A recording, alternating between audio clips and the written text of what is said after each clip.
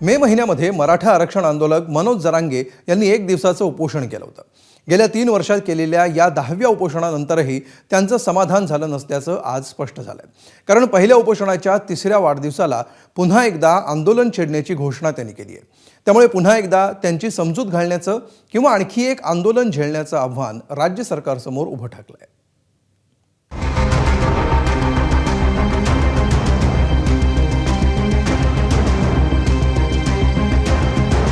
मराठा आंदोलक मनोज जरांगे पुन्हा आक्रमक। आम्हाला 28 ऑगस्टच्या आत सातारा संस्थांपासून ते 5ही गॅझेटियरची अंमलबजावणी जी असेल पाहिजे। 29 ऑगस्ट पासून निर्णायक आंदोलनाची हाक। 29 ऑगस्टला शेवटचं आंदोलन करायचंय, निर्णायक आंदोलन करायचं। मुख्यमंत्री फडणवीसांना जरांगेंचा पुन्हा इशारा। एक तर मी जाईन, नाही तर ते तरी जाईल। राज्यात पुन्हा एकदा मराठा आरक्षण आंदोलनाचं रणशिंग फुंकलं गेलंय।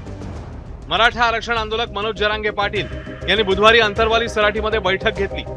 या बैठकीनंतर 29 ऑगस्ट पासून निर्णायक आंदोलनाची घोषणा त्यांनी केली आहे। शेवटचं खूप मोठं आंदोलन, निर्णायक आंदोलन करायचं।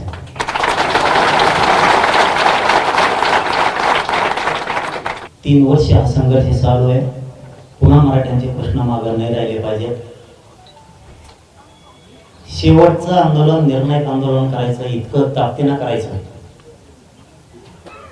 पुन्हा मराठ्यांचे प्रश्न मागे ठेवायचे नाही।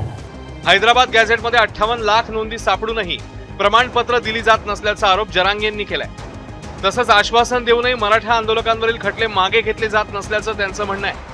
स्थानिक चौकशीचा अहवाल आधीचा होता, त्यावेळेस प्रमाणपत्र निघत होते।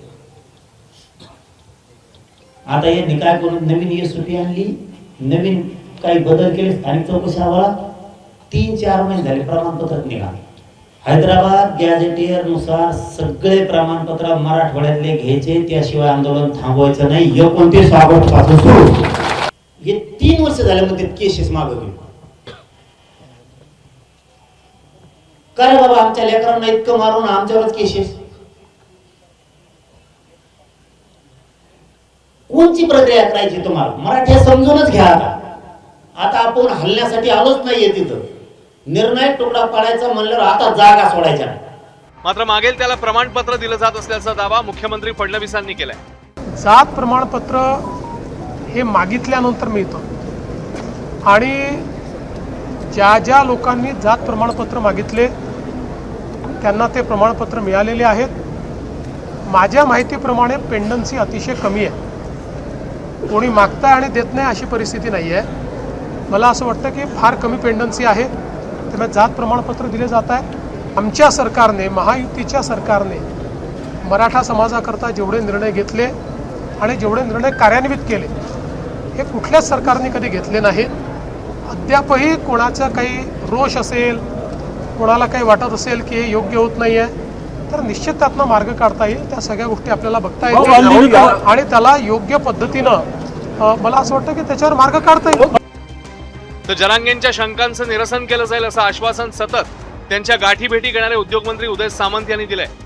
अपेक्षित असं आहे की त्यांना जे आवश्यक वाटतं आणि ती आश्वासनं जी शासनानं दिलेली आहेत ते मी नक्की पूर्ण करणार आहोत।